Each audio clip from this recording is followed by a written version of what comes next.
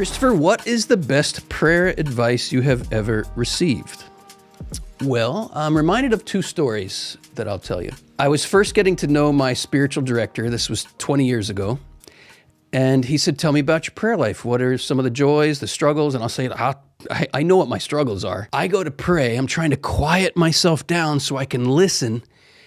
And songs just start popping into my head or scenes from movies. And I'm like, get out of my head. I'm trying to pray. And this priest said, well, what kind of songs are you hearing? I'm like, well, Springsteen will show up or Bono from U2, or I'll see a scene from a Rocky movie or from Star Wars or something. And he gets this big grin on his face. And he says, well, Christopher, are these movies and is this music important to you? I said, well, I mean, yeah, it's the stuff I grew up on. It's just kind of this music and these movies, they're just in my blood. And he said, would you say this is like the language of your own heart? And I was like, well, yeah, I mean, this is what I relate to. And he got this grin on his face. He said, Christopher, don't you think that God knows the language of your own heart? Have you ever thought that God might be using this music and these movies to communicate to your heart? I was like, no, I never thought about that at all.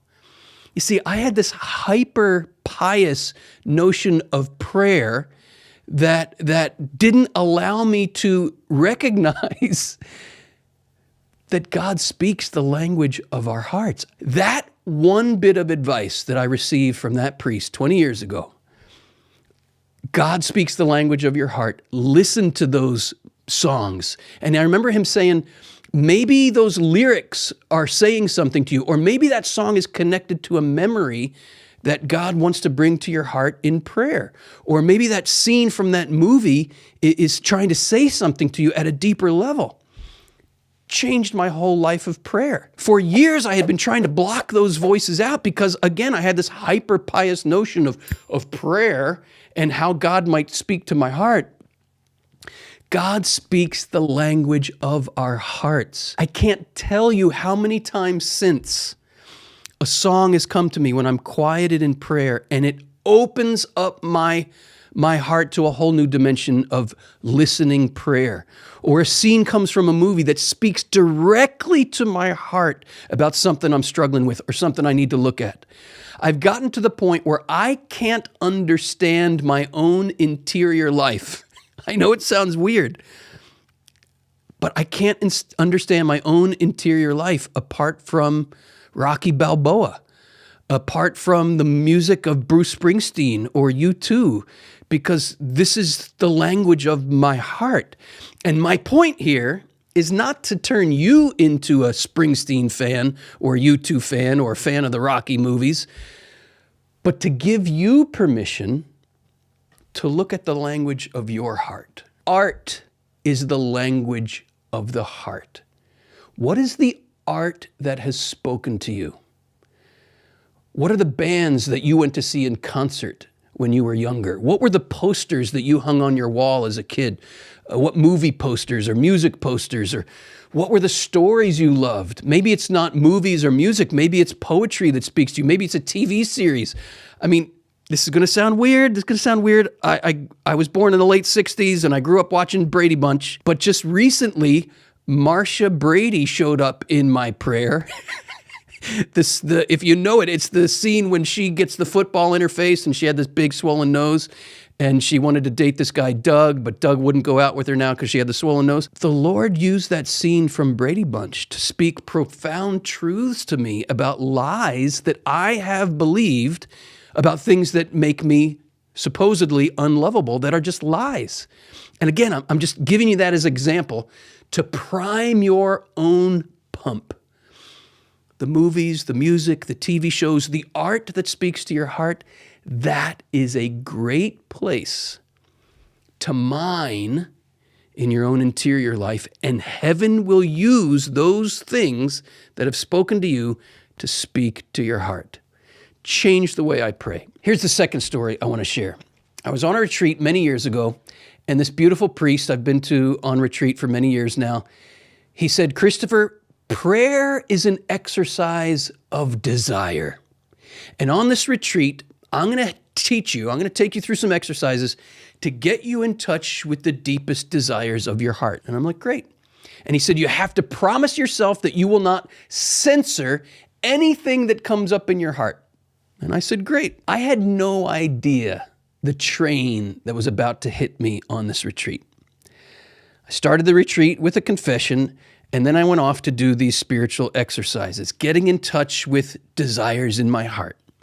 And all of a sudden, I'm starting to have just this flood of memories of desires that were unfulfilled or disappointed desires. Like I had this memory of a bike that I wanted for months, and I finally got it for Christmas, and then it got stolen. I had memories of this dog that I loved as a kid that I lost tragically. I had memories of wanting to date this girl in high school, and initially she said yes, and then the next day in class, she wouldn't pay any attention to me, and she said, I don't want to go out with you. These were real wounds in my life of unfulfilled desires, an expectation, and then a tragic disappointment. And with these memories came this rage in my soul. And I remembered what the good Monsignor had told me. Don't censor anything, let it out. And I was like, I don't even know what this is, but exploded, rage like a volcano. I was like, God, I get it why people hate you. And I get it why people are atheists, because you give us all these desires in this world for something, and we can't get our hands on anything that really satisfies, and those things that we think can satisfy, they get taken away. I was and all these words I won't repeat right now. You beep, you beepity beep, why the beep? Rage, volcanic rage was coming out of my soul. And man, it felt good to get that out. It was like buried stuff. But then guilt and shame and like, oh my gosh, I can't believe I said that to God. So I called up the good Monsignor. I said, Monsignor, I know I'm not supposed to see you till tomorrow, but I got to see you right now. I got to talk to you. And he said, come on over to the rectory. I said, can I go to confession? Bless me, Father. It's been 3 hours since my last confession. I know, he said. And I told him exactly what I said to God without censoring it at all. F-bombs and everything. And I'll never forget what he said. Changed the whole direction of my prayer life. His response to that confession was, good prayer. I said, whoa, say that again, Monsignor? What did you just say? He said, that was a good prayer. He said, you don't need to confess that you got real with God. He said, Christopher, you need to confess that you haven't been real with God.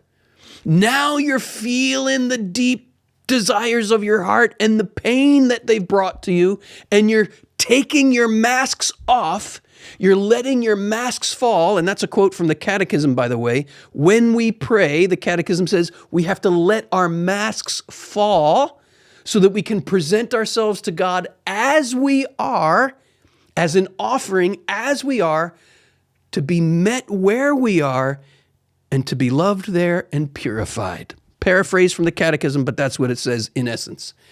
Let the masks fall, be real with God, get naked before your Maker. And that's what this Monsignor said to me. He said, Christopher, now you're learning to pray. Now you're learning to get naked before God. That's prayer.